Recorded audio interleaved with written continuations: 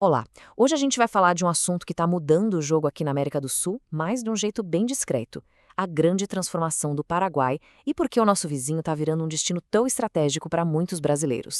Pois é, por muito tempo, para não dizer décadas, quando se falava em Paraguai no Brasil, a imagem que vinha na cabeça era essa, né? Uma associação quase que imediata com muamba, com informalidade, que acabou criando um estigma de que o país era economicamente irrelevante. Só que, olha, essa percepção ficou completamente no passado. O Paraguai de hoje é outro. E aí fica a grande pergunta que guia essa nossa análise. O que foi que mudou para virar esse jogo de uma forma tão radical? É o que a gente vai entender agora. Bom, para começar a entender essa história, o ponto de partida, como quase sempre acontece, é a economia. A grande mudança na forma como o Paraguai é visto hoje vem, antes de mais nada, de um ambiente de negócios que ficou muito, mas muito mais competitivo. E o contraste fica bem claro aqui. De um lado, a gente tem o cenário brasileiro, que todo mundo conhece, né? Super complexo nos impostos, com uma certa insegurança jurídica. E do outro, o Paraguai, que fez uma aposta diferente. Um sistema tributário simples, direto e um ambiente que passa uma sensação de previsibilidade. Para quem empreende, nossa, a diferença é gritante. Tá, mas e na prática, como é que isso funciona? A política fiscal paraguaia é bem agressiva, no bom sentido. O imposto de renda para empresas é baixo, a carga sobre o consumo é uma das menores da região e ainda tem a famosa Lei de Maquila, que dá incentivos gigantes para quem quer produzir lá e depois exportar. Ou seja, é um pacote bem atraente. Mas olha, seria um erro pensar que é só sobre dinheiro e negócios.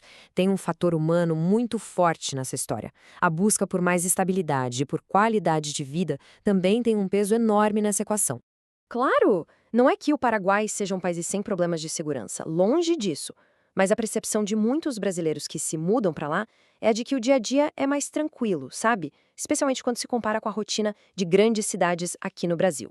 Essa frase, que vem de relatos de quem se mudou, resume perfeitamente o que muita gente procura.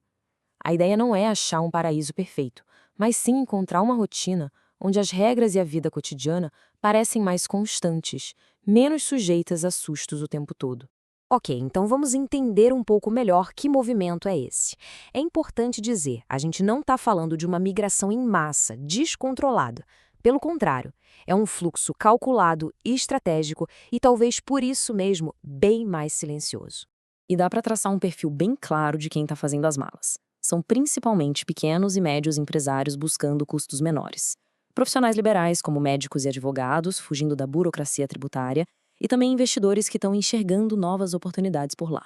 E aqui tem um ponto fundamental. Essa história tem dois lados. Não são só as vantagens do Paraguai que puxam as pessoas para lá.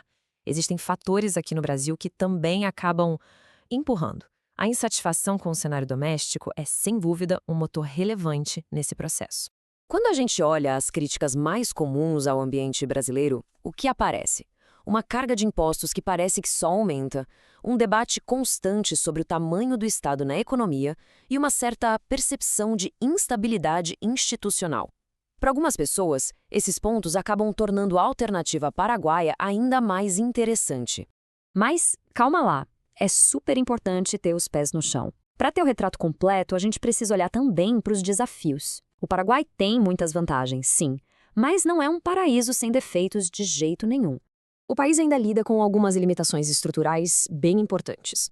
A infraestrutura, por exemplo, está melhorando, mas ainda tem um longo caminho pela frente.